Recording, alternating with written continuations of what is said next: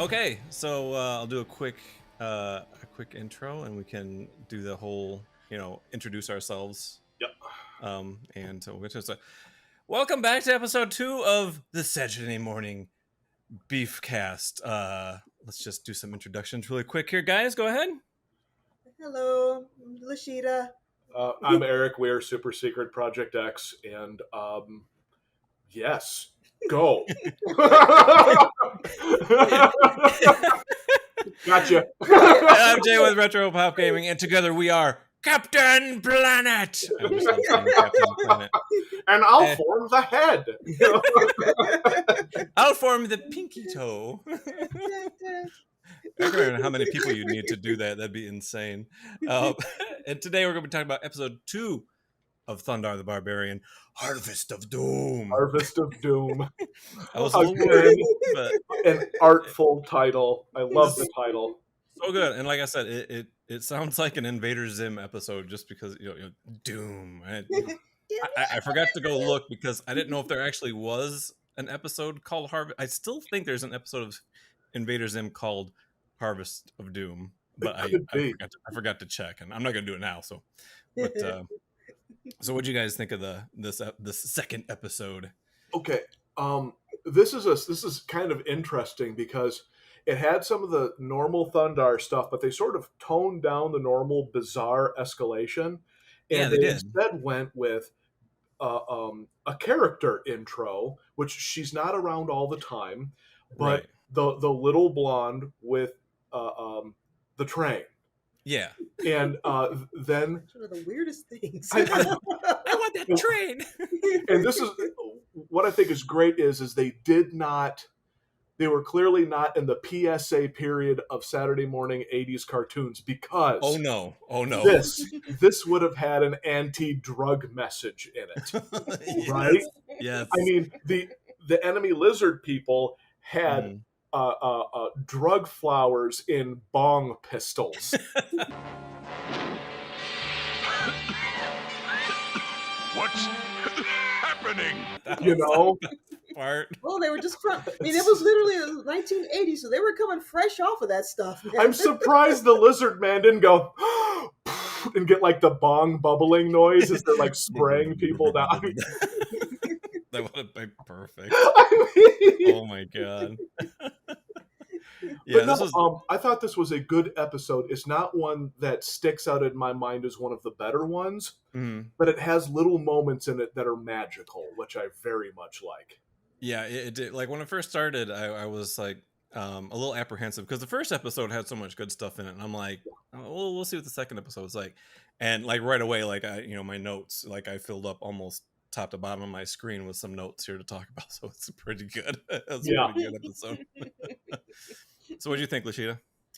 I'm sorry, once again I'm a little slow. I'm usually not. She's revving up her engine. You need some Malayala. Yeah. Probably. But it was an interesting episode again, like you guys said.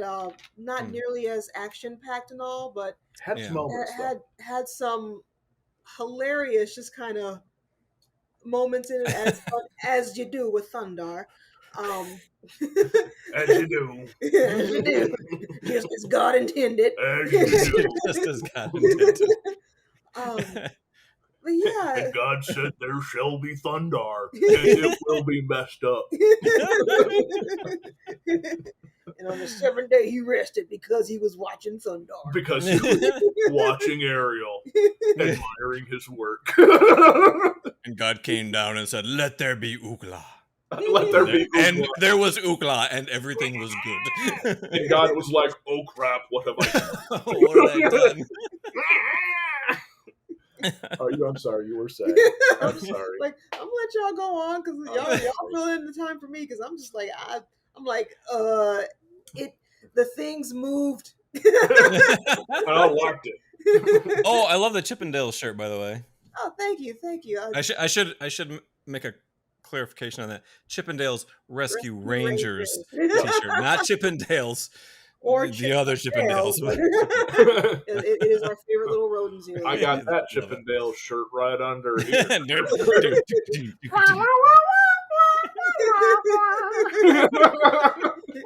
Take it off. Put it back on. Yeah. In my case, it's a put on a raincoat and walk off the stage. Leave the stage. Okay. It's all good. No more putting that thought into somebody's head. I'm gonna continue on. put a different thought in your head, because when the episode started, I thought it was great. We see a Doom train, which I thought was pretty cool, and that takes off, and we see our hero trio on top of the little cave that the train came out of, and they're like, "What is that?" "Oh, it's a train." Blah blah blah, and then Ookla just takes off after it, and we get Ookla, no! Ookla, no. Exactly. Can I mention it? They're like up there going like, blah, blah, blah. They get up to a cliff. There's a train, and Ookla loses it. And you're just going. Even Thundar's going like, and Ookla just goes, and I'm sitting there going like, questioning it. What exactly is the reason for chasing this train? That was my note too. It's like they're randomly attacking in this train, and Thundar's like, "How do we stop this mechanical beast?" And it's just like, why do you need to stop? Has there, like rip off the door for like this, dude? That's somebody's train. What are you doing? I think like Oogla's like predator prey instinct kicked in or something like that. Now, I also Spider have senses tingling. I got to admit, usually when you watch a Ruby Spear something, the art only goes above a certain level. We all kind of accept that. But the detail on this train, even though the art wasn't super, super great, they really tried to make this look like a beat-up apocalyptic train. It was very nicely done. Yeah, like sections were ripped off, and you're seeing like all the tubing and stuff. That was really cool. If that was done in Japan now, it would be the studliest artwork you've ever seen. So I know we have to talk about this in context. But whoever put that together was like, nope. Spend some time on the train. Make the train. And so they have shots where they're looking, and there's like, parts of the train had been destroyed and been replaced and stuff. And I was going like, yeah, that was one of the first things I noticed. Yeah, all that time that went into just the details in the train. And the other thing I noticed too was, and I didn't try to like look anything up, but if you notice, they really put it in your face. Like there was like letters and numbers like on the side of the train, like real big and like clear, like this is 5639141, whatever it was. And I was just like, does that mean something? Okay, now do you know how a train's brake works? Not a clue. Okay, Thundarr does. Okay, in the old days, and I think it still works this way, there's the connecting hooks that hold the trains together, the couplings. Oh, okay. And then there's like pneumatic tubes. What those pneumatic tubes are is every train is hooked up to one pneumatic system. They pressure up the system, and then the brakes, which are actually locked down normally, unlock so that the wheels can move. Oh. Thundarr rode up, disconnected the pneumatic tube, and that's why the train stopped. Oh, I must have missed that. Oh, wow. The first time you see it, he walks in, he's like, and the whole tubes come apart, and the train stops. And I'm like, oh my God, that's real. That's how trains work. Yeah, I'm really guessing that because of, like you said, with the detail of the train and everything. Yeah. I'm thinking they had a person who really was into. There's like a train nerd. Yeah, I was just about to train nerd or so. I was just about to say that. Yeah, with the numbers. Yeah, which is awesome. I'm not too sure, but if they did that at this time. But I know a lot of times when animators put numbers that you can plainly see on stuff, it's usually in reference to the sequence numbers that they're working on, various studio numbers or so maybe it was this was like sequence this number here, so that maybe that's what it was, or maybe the guy, like I said, maybe the train nerd was just like, I'm putting my train's numbers on these things. I used to work on this train. It's just measurements 87, 120. I'm like, I'm a sexy beast, gonna put my Well, like Pixar puts a lot of that stuff. Like the license plate was like the room number for the studio that those guys were in when they were in school. So a lot of it is the Cal Arts class where a lot of the animators begin. It's like A113 or something like that. But that is in reference to the Cal Arts room where a lot of animators, like the very first animation classes that people take, go into these classrooms and stuff. Yeah, that's always a good throwback, and I love seeing that. That's always pretty cool. So I was kind of thinking that maybe that was the case with that stuff, because I mean they really put it wasn't like faded and like really kind of part of like the art as much as it was just like really put on there. So I was like, they animated it really good. I figured it out. That's why Ookla freaked. He was jealous of the train. Oh. He's like, everything else is drawn like crap. I gotta go kick that thing's butt. Kick that train's butt. He's angry because he's low res and the train isn't. Yep. Kick that 16-bit button. This train's animated better than I am. How dare they? And then maybe Thundarr absorbed Ookla's rage and went, no, we do have to attack this train. And that's why he freaked out, and Ariel's just going like... They're just emotionally linked. They're just like, oh, he's mad, I'm mad. So they stop the train, and they open the door, and it's full of carnation, like death flowers. Death flowers, which doesn't kill you, it just makes you susceptible to suggestion. Yeah. Knocks you out for a little bit. I thought it was kind of cool. And we get introduced to new villains, the Karoks, I think. Karoks? A lucky blow, Karoks. I think it's Karoks. Because they're kind of like crocodiles, and I was kind of trying to, because I was trying to type it up. I'm like, how do I spell this? Karoks? So we get some lizard people. They look like a Harryhausen creature. They do like, a little bit, yeah. Yeah, it looks like some of the stuff that like Harryhausen. Yeah. And my feeling is maybe they were like, yeah, just sort of make it sort of like that, because it had like the jowl. They had like the jowls and stuff that you like to put on as creatures and stuff. And I kind of liked that. I kind of liked those creatures. I thought they were pretty good. And if you don't know who, is it Harryhausen? Harry. I thought it was Harryhausen. Ray Harryhausen? Ray! Yes. Ray Harryhausen. Harryhausen. One of the greatest stop motion animators, Jason and the Argonauts, and oh my God. I think he did King Kong. Did he work on King Kong and those ones too? Or he did Clash of the Titans. Clash of the Titans, which was he did amazing. That. Yeah. Just a ton of them. He's done Earth versus the Flying Saucers and blah blah blah. Yeah. But yeah, no. They kind of looked like that. Oh, did you know? Did you notice the one thing that I really liked is Ookla grabbed one of the flowers and did the like Princess Ariel and goes like this, and there's this great shot of Ariel going like, "Oh, that's really great." Then she goes and then slaps the flower out of his hand like, "What are you doing?"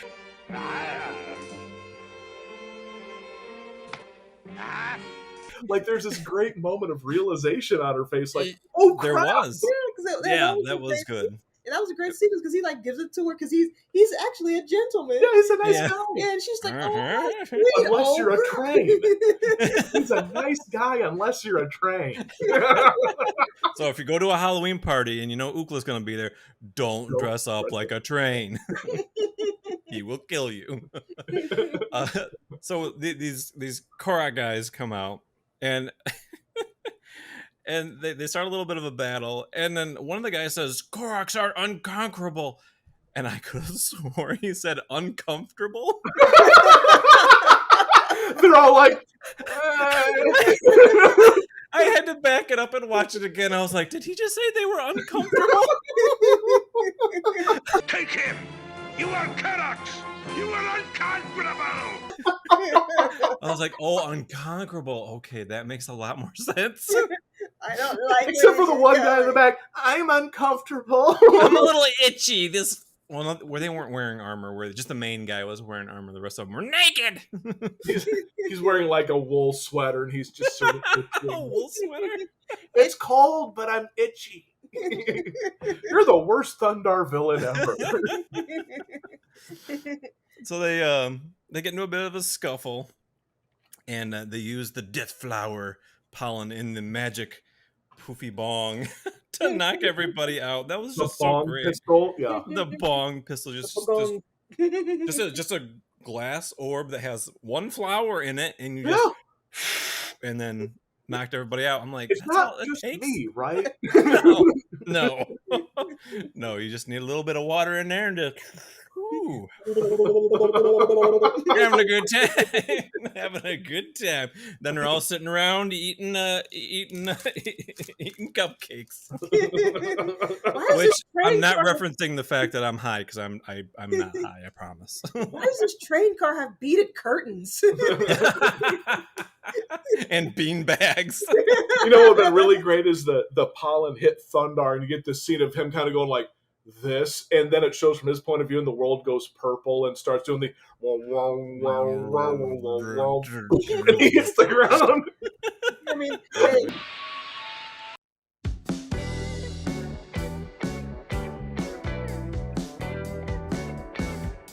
they made it red to look like poppies, but honestly, I was waiting for them to actually spray like a purple haze out. That's what I was waiting for. Now, I also got to mention here, because this is where they abduct Ookla. Yeah. With why they take Ookla and not the other two when it's a drug that affects humans' minds. Uh-huh. Okay, so they leave Thundarr and Ariel on the ground, and then my second thought is, you really actually aren't that bad of a bunch of villains, because a real bunch of villains would have just grabbed a rock and ended them right there, right? That's in my notes. Because they're just like on the ground, and they're like take the Beast Man. We'll just completely overlook these two. I love Thundarr, but there's this moment where you're just going like, really, guys? Like, didn't even bother tying them up to leave them like roasting. And that was my note. It's like they ended up taking Ookla to use him for labor, and then they ended up taking Ariel and Thundarr, and they're like, we will dispose of them. I'm like, are you gonna dispose of them? And they drop them in a pit with furry snakes and go away. Villains never make sure that the heroes are dead, and I will never understand that. Like, why? I understand it's a kid's show, they don't want to, but it's like, doesn't make no. It's a hell of a pit, though, isn't it? Oh, that was a heck of a pit. like jungle, and then this is what I love about Thundarr is they do these wonderful bits where jungle, pit, and it looks like a section of a city if you cut into the ground. So there was like tubes and pipes and tunnels and stuff. So it was like, there was a city here at one point, and they dropped them in, and I'm going like, to be fair, they just didn't leave them on the ground and boom. But there were furry snakes with antenna down there. Yes. And now I have to go, okay, the villains didn't do their jobs. But who really didn't do their jobs? The furry pythons with the antenna. Because right before it goes to commercial, Thundarr and Ariel are on the ground out, and the snakes are like all... They gotta stink. I can just imagine a hairy pit snake must just stink. And they're wet too, because they're crawling around in waters and sludge and whatever sewers down there. What I'm saying, they climb up, and then you get back from the commercial break, and they haven't attacked yet. And I'm going, I wanted them to come back, and there's like Thundarr and Ariel, but they're wrapped up. Yeah, that would have been great. That's what I wanted. So that way you're like, he wakes up, demon dogs, oh crap, we're in trouble. What sort of manner of beast is this? And Ariel just goes like, this is the third time this week. All right. And then just like magic zaps them. She just wiggles a finger out between the snake bodies, just does zip. And then, because she has quite a bit of power. I mean, in this episode, we'll get to that in a little bit, but it's just like, I can't imagine how powerful she is. And I don't know if maybe how they explain why, like in Harry Potter, they don't use magic as much as you could if you just had limitless magical power. But, maybe it's draining on her, like, physically, maybe that's why she doesn't do it as much, but it's just like, maybe she wants the boys to feel good about themselves. I could do this all by myself, but I'll let them think they're helping. Thundarr has a bit of an ego problem. I'll let him have this. And Ookla, he just takes pride in attacking things at random. That's so great. So So they're down there fighting the snakes, and where's my note? Where's my note? Oh god, he's fighting the snakes, and then Thundarr throws the snake, and is the longest scream yet. We're only in episode 2, but it was like, ah!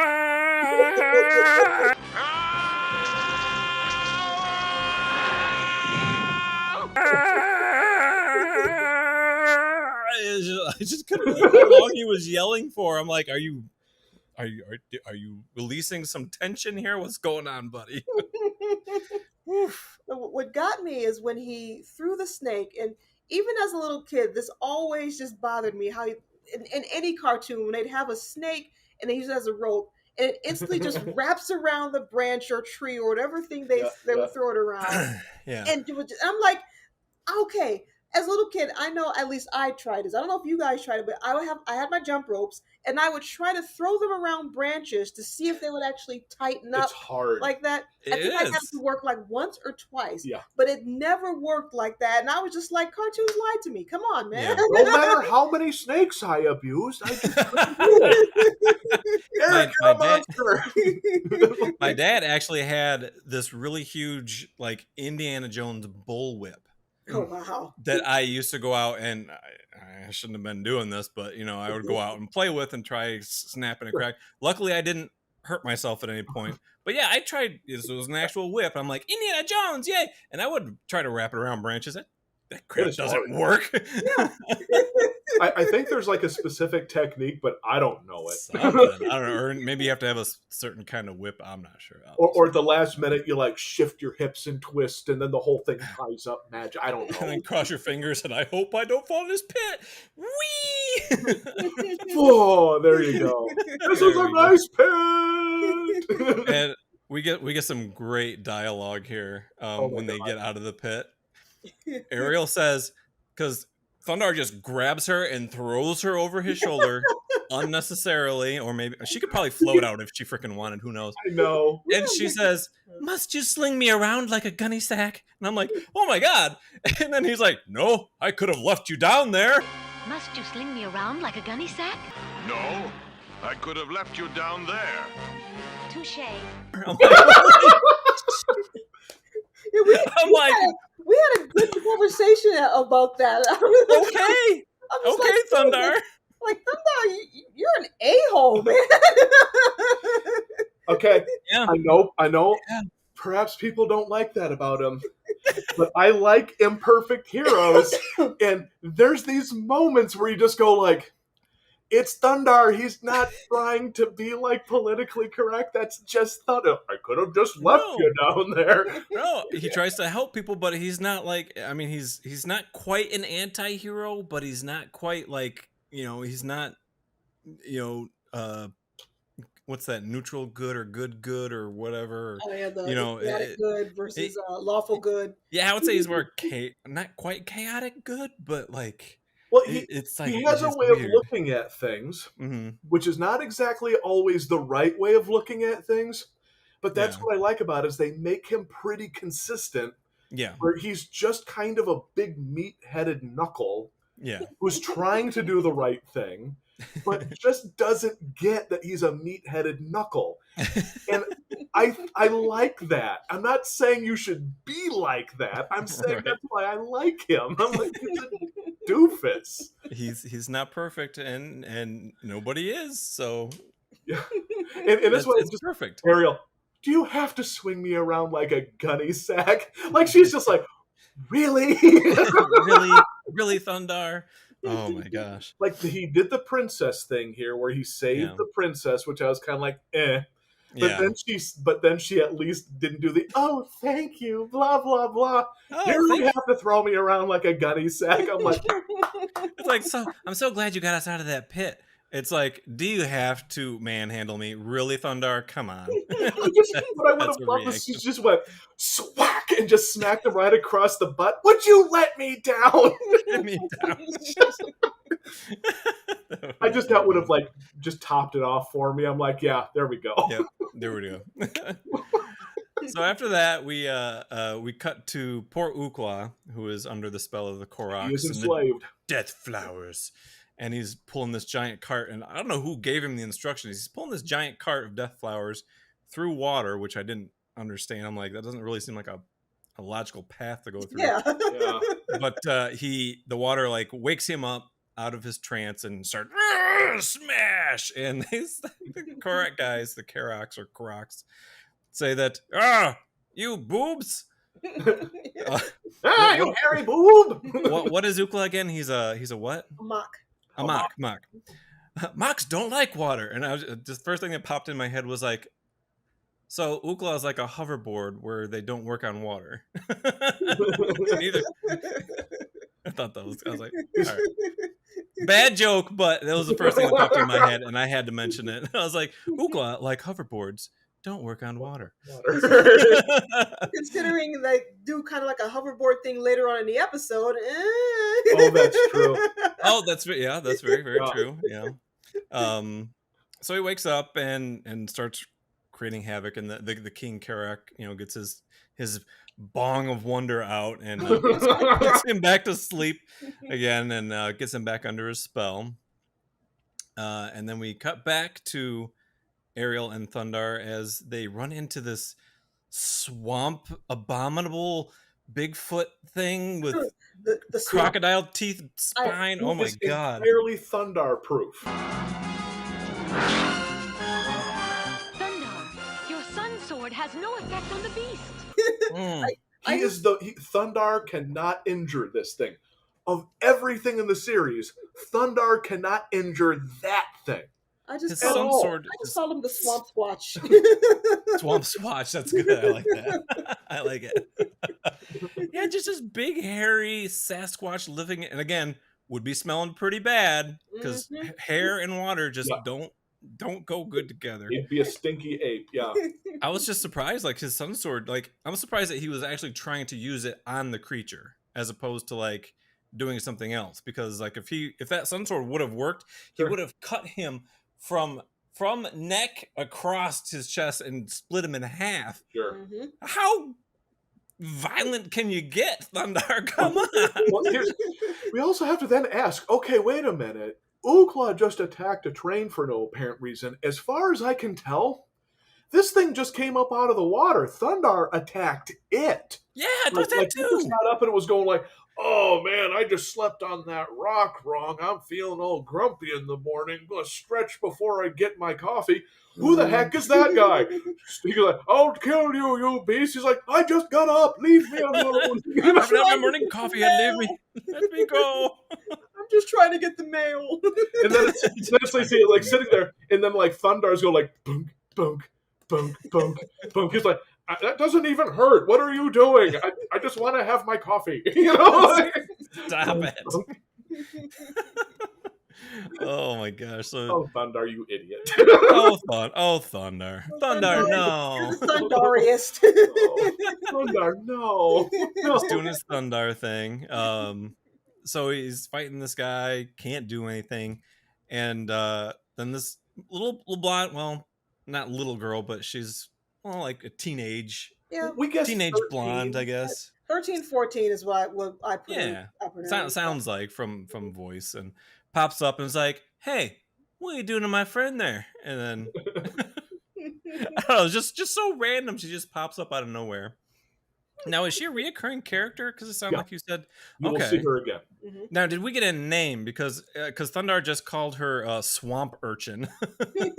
I gotta know, is that a job description? Is that a group of people? Like it's a union. It's a union.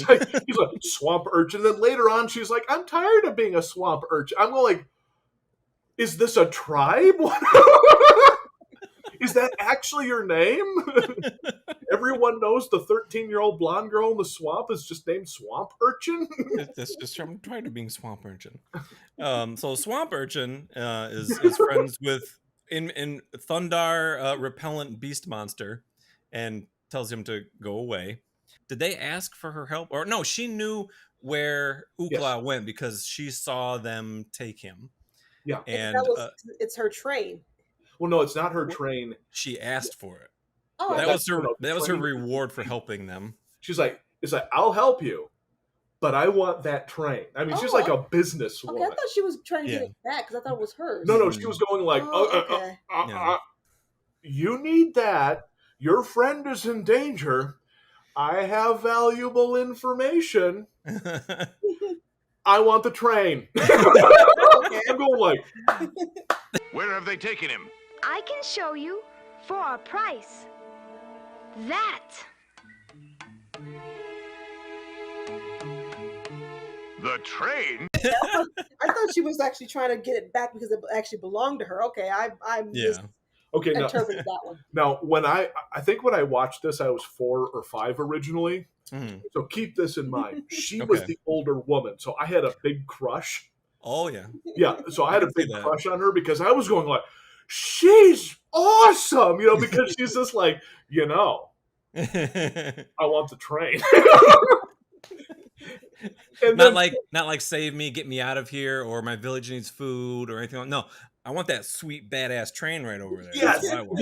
And then Ariel's going like, all right, I think that's fair. And Thundarr's like, I don't want to do that at all. And Ariel's like, I think we should do this, Thundarr. And then my favorite Thundarr line of almost all time. Women. No. Yeah. Females.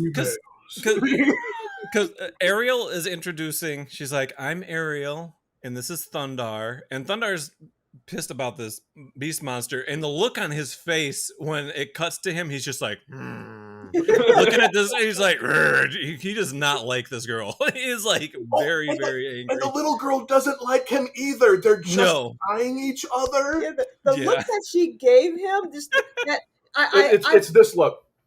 Yeah, I call it, from where I grew up, we call it the South Side side eye. You are just eyeing somebody like, you know what, if you step 1 foot closer, you're going to walk over here, but you're going to limp back.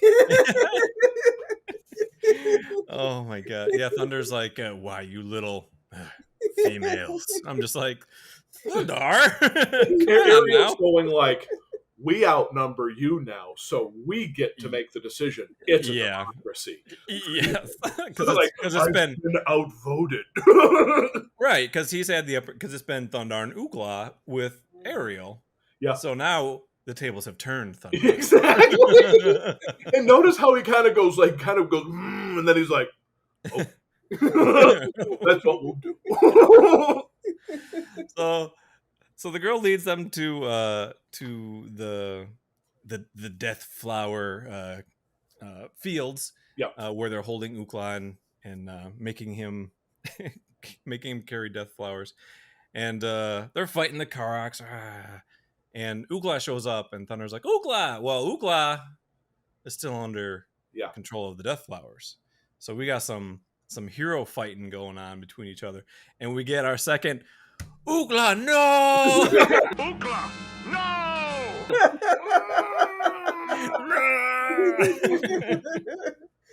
So poor Thundarr is trying not to hurt his buddy. Not doing too well, because that's what happens when you get the bong of truth in your face. Okay, now I gotta ask. Now, in the beginning, like earlier on, they said that the flowers they take the will and the mind of humans. Yeah. So of course Ariel and Thundarr, they get whammied with that stuff and they get knocked the heck out. Yeah. Okay, so there was no mind taking whatsoever with them as humans, but Oogla, not being human, gets mind taken. Yeah. So it's like, wait, so does this thing affect more? Does it affect sentient beings? And if it does, why aren't the lizard people getting affected by it? Yeah, because they're in there with the flowers, like harvesting them and not having a problem. Because Ariel didn't want that one flower next to her. She just like, get that thing away from me. But I was curious about that too, because it knocked all 3 of them out. But when they woke up, they were still in their right mind. Yeah. But apparently they're able to control Oogla. So I don't know if maybe just because he's, it's not a human brain. Maybe that's why. Maybe that's the difference. I don't know. Or maybe the Karoks are just racist, and everyone that's not them is a human. You know, they're all like hairy ape humans, and so the Mox and the humans all look alike to him. You know, racist death flowers. They're like, we're gonna go start dealing, you know, our flowers with, you know, them. Warm bloods or mammals. Because I think Ookla's a mammal. Up yours, milk drinkers. Milk drinkers. Those poor bastards, they don't lay eggs. So to help fight Ookla, Thundarr did something. I guess it was kind of smart. He used his sun sword to light the fields on fire. Yeah. Mm-hmm. So he has all these death flowers. Yeah, all these death flowers are on fire, and all the Karoks are like, "Oh my gosh, who did this?" Blah blah. Who do you think did it? Anyway, so still can't leave. The little girl wants to leave, and Thundarr's like, "I'm not leaving without my Ookla." And so Ariel's like, "Okay, I guess I'll have to, you know, save the day again." So she knocks him out with her own powers and makes him float, and they all escape. I kind of wanted them just to ride him out.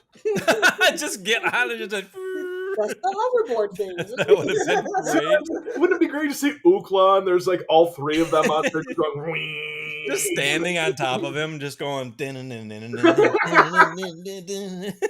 Okay, messed up segue to that. All right, Ruby Spears, Hanna-Barbera. The one Scooby-Doo special when they had the WrestleMania Scooby-Doo crossover cartoon, there is one scene where they're in a cave and they have to escape this flood that's happening, and John Cena is down there. He's knocked out, and they actually surf on John Cena's unconscious body during this giant underground tidal wave. It's really funny.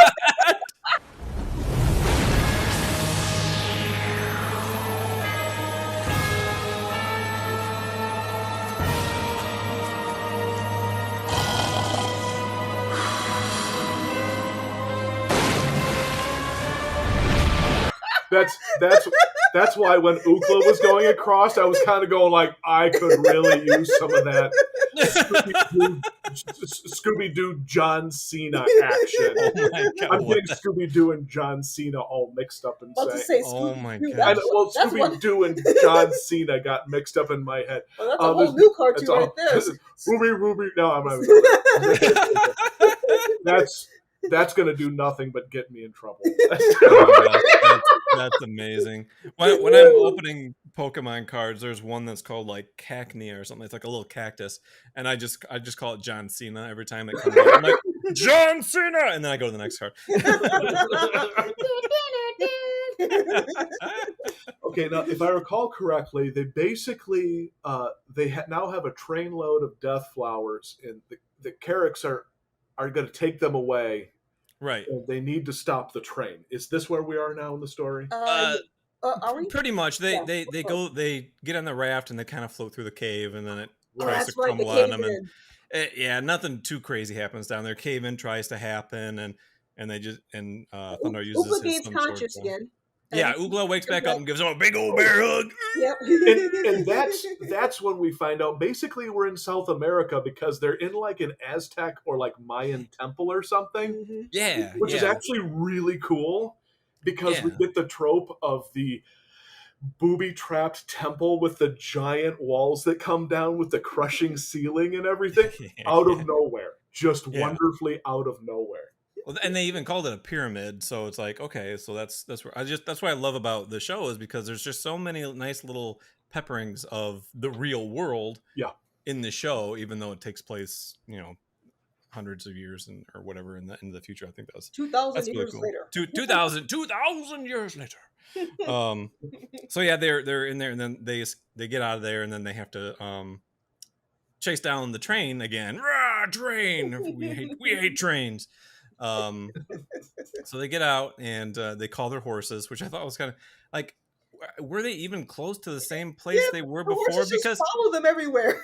Well, I'm like, is this Zelda? Because they just whistle and their horses appear? I'm like, I want to do that. Like, oh, hey, look. Ookla, the horse whistle. And then he pulls out like an ocarina. And the horses show up. Angry whistles. The Green Ranger room or something.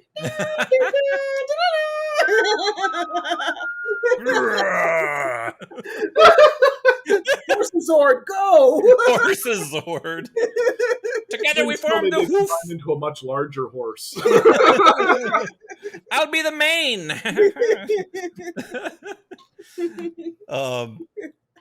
Let's see. Yeah, they chase after the train, and I think they want to. Oh yeah, the little girl. They leave the little girl behind, and the three of them take off after the train. And she's like, "Don't wreck my train!" And the first thing Thundarr does is wreck her train. Let me just cut it in half. Kabam! I was like, Thundarr, no. Okay, notice, I hate to always be on like the rah-rah aerial band, but notice everyone else is doing hard work and she just rides up on the cliff and goes, whoo, and sets all the flowers in the train on fire. Like, oh, yeah. No problem. She's like, plans are screwed. Done. Well, yeah, she did that with the Korax weapons too. They had like these little hand size. Yes. And she just went poof, and then they just disintegrated in their hands. And I was just like, damn, girl. Just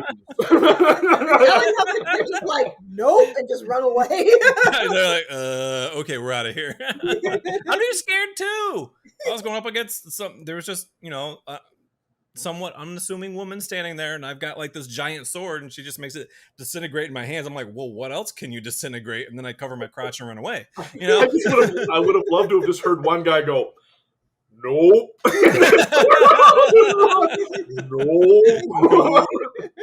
Nope. And then she sets all the flowers on fire on the train. There's the guy again in front of the train. Nope, sorry. So Thundarr cuts the train, and that makes it stop. And he did it. He cuts the train, but then what does he do? What dumb thing does he do? I remember she burns the flowers. He cut the train.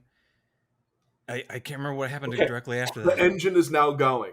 The cars are all behind it, and Thundarr goes, I'm going to get out onto the tracks in front of the oncoming train on a bridge. I remember, okay. And face the train down and start hacking on the bridge. So he's standing on the bridge. That's why it was busted up. Oh, how did I must have blinked or something or turned around for a second. He's on the freaking bridge. There's a train coming, an apocalypse train coming at him. And even Ookla's going like, what are you doing? And then he cuts the track. And I'm going like, that's like a 2,000-year-old bridge. What if it collapses? What if the train still keeps going and smacks into you? I don't care how manly you are. What are you doing? I think he's suicidal. I'm starting to think maybe Thundarr is suicidal. There's only 5,000 of them. I'll take them all by myself. Yeah, come get some. It's just a 20-ton train over a 400-foot drop on a 2,000-year-old bridge, and maybe the hole I cut in the track is 4 feet in front of me. What could go wrong? Maybe he was planning to suplex the train. Oh, dude! Dun dun dun dun dun dun! Thundarr!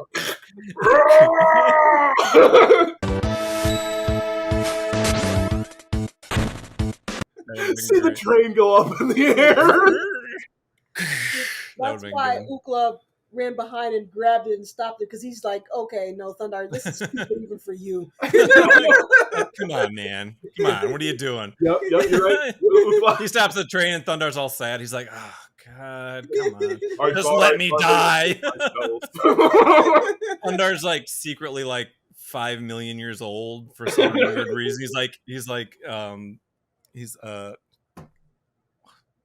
is it when you can't die?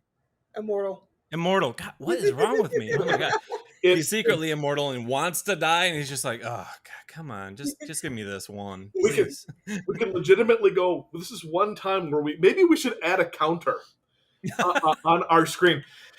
This is the first time of smart things characters do. So at the end of the series, we can see how many times Ariel was smart, how many times Thundarr was smart.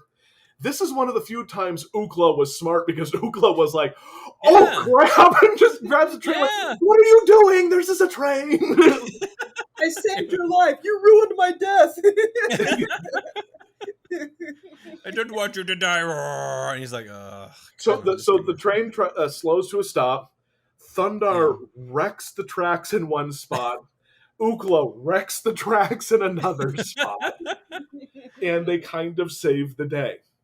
Here's the moment that I like, because it kind of calls back to the earlier bit with the swamp urchin. Because she gets the train, Ariel makes them repair the tracks so she can have the train. And so there's the boys with hammers grousing, going like, tink, tink, tink. And they do a BS job repairing these tracks. I'm surprised I didn't see duct tape on that thing. It was just like little nails and little pieces of metal, like little tiny pieces of metal. I'm like, or just sticks, you know. and you know, 2,000-year-old bridge. Yeah.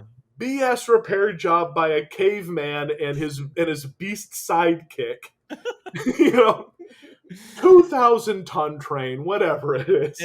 It'll be fine. It'll be fine. And you know, Ariel probably could have fixed that with her magic in like 2 seconds. She's like, no, you broke that. You fix it.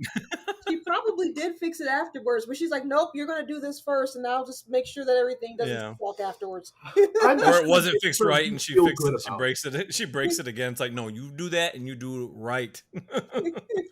The boys need to repair something. It makes them feel good about themselves. That's true too. And so they have this great shot of Ariel and the swamp urchin standing there going like, that's right. Do the work. And they're just grousing, and they fix it. That part always just makes me giggle. I'm like, okay. If you had to choose which of the two pairs to be a part of, which do you honestly choose? Oh, the girls, definitely. I choose the girls. So they get done fixing the bridge, and you know Thundarr's just not happy with that, and still doesn't like this girl. And we get this great shot. This ending was just so good, and oh my gosh. So she gets her train, and you see this little girl in this train, and she's taken off, and I'm like, oh, she got her train. But then I noticed as she's driving away, there's still death flowers in the coal cart that's right behind the engine. No, I believe that those are like glowing red coals, because I was looking at it. I think if you look close, really, I think that they're like coals, because I thought that at first too, so I looked at it. Yeah. I don't think they're the flowers, because they're drawn like chunks, so I don't know if it's magic coal or what it is, because you're right, because in earlier shots, it's like always bright red. Yeah. I think that it's actually some kind of chunky coal or something. I think it was still the flowers. They just didn't take it out from the previous design. Let's go with the flowers. To me, it looks like, maybe I'm wrong, but it looks like chunky coal to me. I mean, if you're using a steam engine like that, you know, that's where you would put the fuel. So most likely was whatever fuel they have 2,000 years from 1989 or whatever. But when I first saw that, I was like, she's still got the death flag. That was her plan all along. She's going to be the villain at the end of the series. She's driving off like one arm hanging out, and she's got like her pimp hat on, and she's just going like, oh yeah, like driving off like a gangster. And she goes up. She's got like the whole drug deal in the back of the car. Pardon my French this one time, but she's just got her arm out there driving the train away, and she's just thinking like, thanks, assholes. Just got her flowers. See you, bitches. And Thundar's going like, I think we've been had. Oh my gosh, that was so bad. And Ariel's going like, No, you've been had. She cut me in on the deal. She cut me in on. She's over there like turning around. She's like counting some diamonds. She's like flipping through some bills. You know, like oh yeah, we should go get her. Let me. Then she like turns to Thundarr. She's like, "Let's go over to that town over there, Thundarr, so you can make me some money." So you can make me some money. Referencing back to Chippendales. It's Ariel and her man hose show. Go out and make me some money. Ariel, the man hose. So overall, I think that was another great episode. Yeah. I'm definitely looking forward to seeing what more Thundarr has I will in store not for say us. what it is, but one of my favorite episodes is when the blonde girl and the train come back. So you'll have to wait. Oh, the blonde girl and the train both show up later? Yeah, and it's one of my favorite awesome. episodes. Yeah, so she is a reoccurring character. There are reoccurring characters in the series. There's not awesome. as much like long-running storyline as I'd like, but when she returns, and I know the episode, and it's one of my favorites. And I'm looking forward to that. You have this moment where you're like, what is happening? I'm looking forward to that because I just can't imagine. Because my mind just goes to, okay, so time would have passed between this episode and that episode. And I'm thinking, like, how much time is, maybe she's a little older, don't spoil anything for me, but, maybe she's a little older. Maybe she's like, created this, utopian society or semi-apocalyptic society. And she's like, queen of this town or something like that. My mind's just going all over the place now, knowing that. Oh my gosh, that's so cool. She's just like all hot, curvy, blonde in an apocalyptic engineer outfit. Yeah, like Furiosa. Steam City in the apocalypse. Yes, steampunk city. with her drug den in the back. Exactly. Like I said, she's gonna end up being the villain. They're gonna have to take her down. She's like, my kingdom's built on weed. Oh my gosh, so good.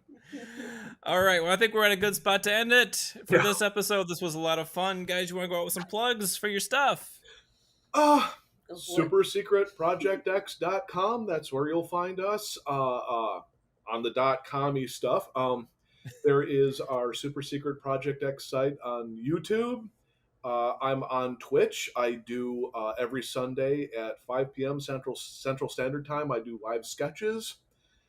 We just basically do classic American and Japanese characters and hang out and BS. And we're gonna have more product eventually, but we're full time. We're full time, and we have bad backs. Yes, and they stuff. are. And we're old. We're old. I will attest to that. I'm old. They are busy. They are busy. Like, she's still like 19, and everyone goes like, "Dude, what are you doing?" And I'm going like, "I'm old." I'm old. It's fine. Aww.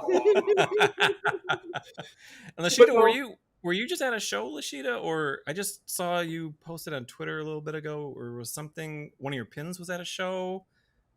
Am I getting something mixed up here? I thought I saw. There was an online convention that I was a part of this past weekend. Okay. I